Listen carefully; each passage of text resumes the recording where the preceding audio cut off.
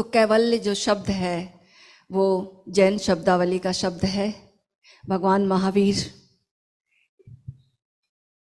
आत्मज्ञान को, निर्वाण को, जो जिसको कि भगवान बुद्ध कहते, कल हमने जिसकी चर्चा की कि अनुभव एक ही है, अलग अलग लोगों ने अलग अलग ढंग से अलग अलग नाम दिए हैं अपने अपने अनुभव के हिसाब से। अनुभव एक ही है, लेकिन वो व्यक्त करने वाला जो व्यक्ति है उसका अपना रुझान है व्यक्त करने का। तो कैसे हम अपनी परम एकांत, जो कैवल्य की अवस्था है, परम एकांत की, शुद्ध चैतन्य की, परम चैतन्य की, वहां से हम बाहर कैसे आए, कैसे हम भीड़ में खो गए। तो एक अभी अभी की घटना है, 2-3 दिन पहले की। मैं छत पर घूमा करती थी और छत पर घूम के मैं आ रही थी तो साथ में एक चिड़िया भी आ गई और मैंने देखा नहीं और किसी ने दरवाज़ा बंद कर दिया। तो कब बंद रही आई, फिर मैं वापस जब दूसरे दिन छत पर गई, वो घबरा रही थी। हालांकि फ़र्क 2-4 ही घंटे का था दूसरे टाइम का, तो वो काफ़ी घबरा रही थी। अब मैं भी देखकर उसकी घबराहट देख के मुझे भी वैसा ही लगा, कुछ क्या किया जाए। तो तुरंत बायजीद वाली कहानी याद आई, कुछ नहीं किया जाए, जितना करेंगे उतना वो और टकराएगी। तो वो दरवाज़ा मैंने धीरे से खोला और मैं दरवाजे के पीछे चुपचाप खड़ी हो गई, जैसे नहीं हूँ, एकदम कोई नहीं है वहाँ। तो वो चिड़िया बड़ी इंटेलिजेंट थी, उसने सब तो करिश्मा कर लिया था, इधर उधर मार लिया था, उसने समझ गई। दरवाजा खुला और वो बिल्कुल फुर्र से उड़ गई आसमान में। उसको उसने ये अपना गणित नहीं बिठाया कि इसी से तो मैं फंसी थी, तो इससे कैसे बाहर जाऊं। तो हम अपने कैवल्य की अवस्था से, अपने परम एकांत की अवस्था से बाहर आते हैं। इंद्रियों के माध्यम से हमारी चेतना बाहर चली जाती है और बाहर बाहर फड़फड़ाती रहती है। भगवान महावीर कहते हैं कि हमारी आत्मा की 3 अवस्थाएं हैं। एक है बाहर, जब हमारी आत्मा, हमारी चेतना लग गई है, बहिरात्मा। और एक है अंतरात्मा, अब जो वो भीतर लौटी, अंतर्मुखी हो गई, भीतर लौटती हुई। वो जो इंद्रियों से हमारी चेतना बाहर गई, बाहर का अनुभव कर रही थी, वही इंद्रिय जब भीतर की ओर मुड़ती है और भीतर का अनुभव करती है, वो अंतरात्मा। उसके बाद परम अवस्था, परम एकांत की अवस्था, परमात्मा।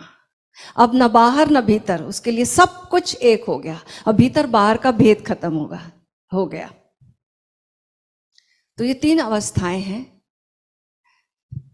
बाहर की एक अवस्था है इंद्रियों की। तो कुछ लोग हैं, देखा होगा कि भगवान महावीर तो खाते पीते नहीं है, उपवास रहते हैं, एकांत में रहते हैं। तो उन्होंने सोचा, दमन के मार्ग को पकड़ लिया। उन्होंने सोचा कि हम भी उपवास रहेंगे, हम भी ऐसा ही अनुशासन साधेंगे तो कैवल्य मिल जाएगा। लेकिन भगवान महावीर ने एक रास्ता दूसरा खोजा। ये जो हमारी इंद्रियां बाहर रस ले रही थी, मेरा हाथ जैसे मैं आपको स्पर्श करती हूँ तो यह हाथ मुझसे भी तो जुड़ा है, आपके स्पर्श को महसूस कर रहा है और मुझसे भी जुड़ा हुआ है। कौन नहीं तो महसूस कर रहा है। तो ये जो एक इंद्रिय है मेरी, वो बाहर से भी जुड़ी है तो मेरे भीतर से भी जुड़ी हुई है, मेरी चेतना से। तो उसी इंद्रिय को अब भीतर जब मोड़ते हैं, दबाना नहीं है। जो दमन करने वाले लोग हैं, जो संयम करने वाले लोग हैं, उन्होंने सोचा कि खाना नहीं खाना, उपवास रखना, संयम, इसको दमन, इसको संयम मान लिया। नहीं, भगवान महावीर ने एक और मार्ग अपनाया कि कुछ ऐसा रस मिल गया उन्हें कि अब खाना मूल्यवान नहीं रह गया। कुछ ऐसा खजाना भीतर मिल गया कि बाहर अब इंटरेस्ट नहीं रहा, दबाना नहीं पड़ा कि हम आंख बंद कर लेंगे, कि आंख फोड़ लेंगे, कि हम चले जाएंगे सब छोड़ के। कुछ छोड़ना ही नहीं पड़ा, छूट गया सब कुछ, क्योंकि कुछ और इम्पोर्टेंट, कुछ और ज़्यादा रसपूर्ण हमें मिल गया। सपोज हम किताब पढ़ते हैं, उपन्यास पढ़ रहे हैं, उपन्यास पढ़ते पढ़ते पढ़ते अगर हमें वही कहानी अगर टीवी पर दिखाई देने लगे तो हम पागल थोड़ी हैं, फिर क्यों उपन्यास पढ़ेंगे, हम टीवी देखेंगे। और फिर कोई ऐसी डिवाइस पैदा हो जाए कि आंख में ही वो चिप फिट हो जाए और हमें दिखाई देने लगे, तो हम क्यों टीवी देखेंगे, उतना भी चल के क्यों जाएंगे, वो भी नहीं करेंगे। तो भीतर ऐसे रस पैदा हो गए कि बाहर की चीजें गौण हो गई।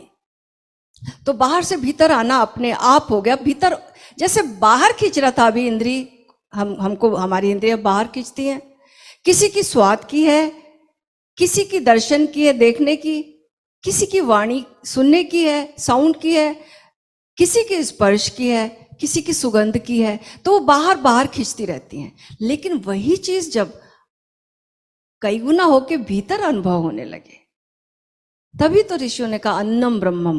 वो भीतर भीतर स्वाद आ गया, उन्हें भीतर दिव्य स्वाद आ गया, और वही फिर अन्न में प्रतिफलित हुआ। उसके बाद बोल बोल के समझ समझ के नहीं बोला, वो अनुभव भीतर हुआ तो वो बाहर भी उसका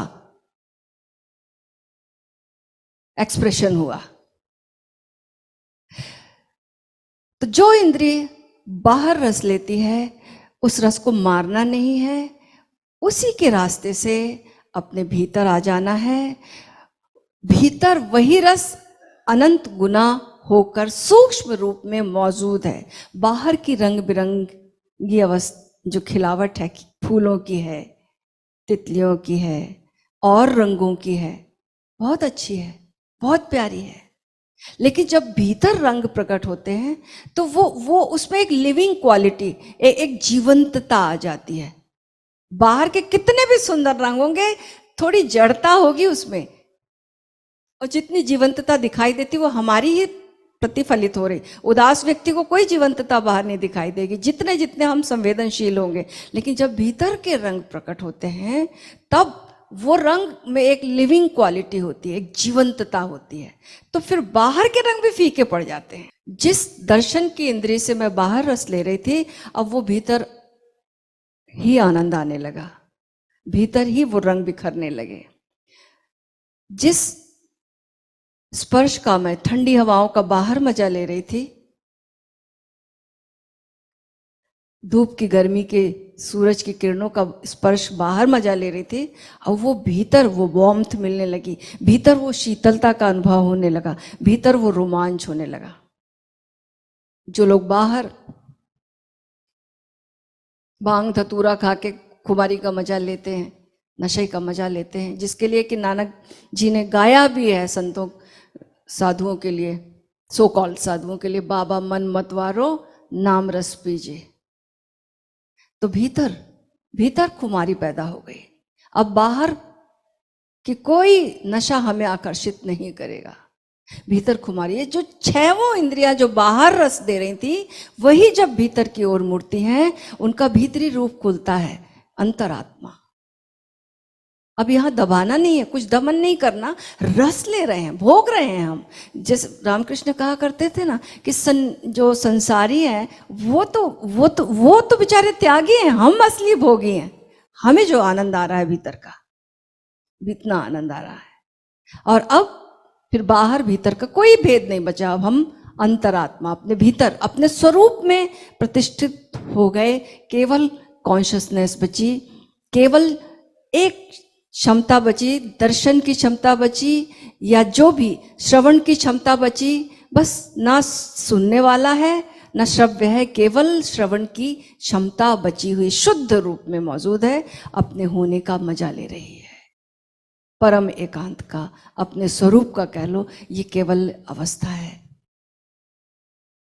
तो ओशो ने यही धारणा दी हमें, इसी को हमें सिखाया जोरबादी बुद्धा के रूप में, कि हम बाहर और भीतर का, हमारे भीतर अल्टीमेटली भेद मिट जाए। बाहर भीतर का भेद मिटे, धन धान्य भी हो और ध्यान भी हो, विज्ञान भी हो, अंतर्ज्ञान भी हो, जीने की कला और प्यार भी हो। कुछ ऐसी हमारी किस्मत हो, पीता भी रहूं और प्यास भी हो, मस्ती में बहकता दिल भी रहे और होश भरा उल्लास भी हो।